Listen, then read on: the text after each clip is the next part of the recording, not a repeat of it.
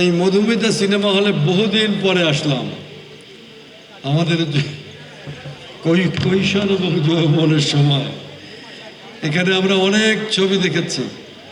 এই সিনেমা হলের মালিক ভাই এখানে বসে আছেন, ওনার সঙ্গে আমরা কিছু কথা বলছিলাম।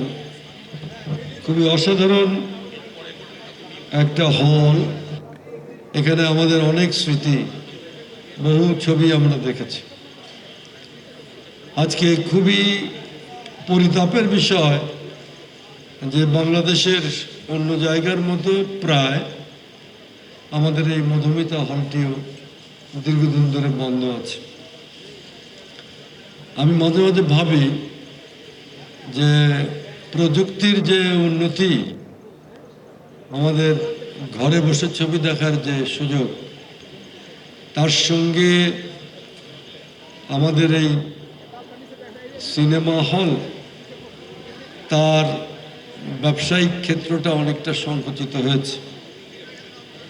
আবার মাঝে মাঝে এও ভাবি যে দর্শকরা যে হলে আসছেন না, তার জন্য কি শুধু নতুন এই প্রযুক্তি দায়ী, নাকি আমরাও কিছুটা দায়ী?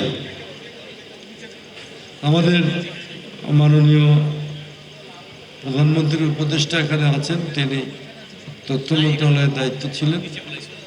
আমরা সংস্কৃতি বিষয়ক মন্ত্রণালয় থেকে তথ্য মন্ত্রণালয়ের সঙ্গে এফডিসির সঙ্গে আমরা একটা বৈঠক করতে যাচ্ছি এবং একটা আমরা চুক্তিপত্র সম্পাদন করতে চাচ্ছি, যাতে আমরা সবাই মিলে এখানে সুস্থ স্বাভাবিক এবং ভালো ছবি যা মানুষকে আকর্ষণ করতে পারে সেরকম একটা ব্যবস্থা নিয়ে আমরা আবার চলচ্চিত্রকে আমরা গতিশীল করতে পারি।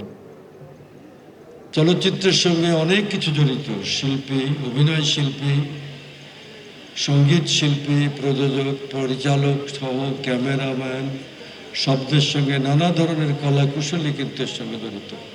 সুতরাং এটা একটা বিরাট অনেক বড় একটা ইন্ডাস্ট্রি।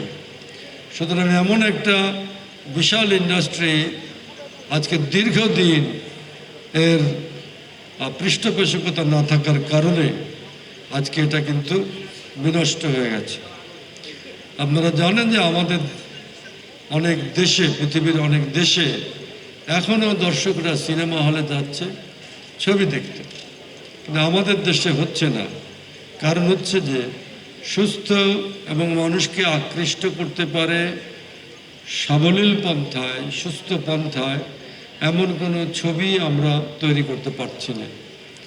সুতরাং সমস্যা কোথায়, সেই সমস্যাকে বের করে আজকে আমাদের নতুন পথ খুঁজতে হবে, যাতে আমাদের চলচ্চিত্র তার গতিপথ ফিরে পায়। আমার দৃঢ় বিশ্বাস আমাদের সরকারের পক্ষ থেকে যে উদ্যোগ নেওয়া হয়েছে তাতে চলচ্চিত্র তার আবার হারানো যৌবন নিশ্চয়ই ফিরে পাবে।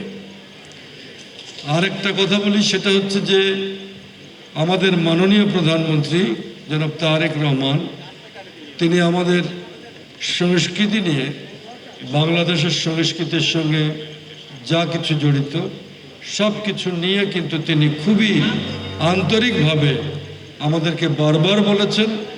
তার মধ্যে চলচ্চিত্র বিষয় নিয়েও তিনি বারবার আমাদের সঙ্গে কথা বলেছেন, কি করে এটাকে আমরা আবার মানুষের মাঝে ফিরিয়ে আনতে পারি। আমাদের সরকার এ নিয়ে কাজ করছে। খুব অল্প দিন সরকারের বয়স, আপনারা জানেন।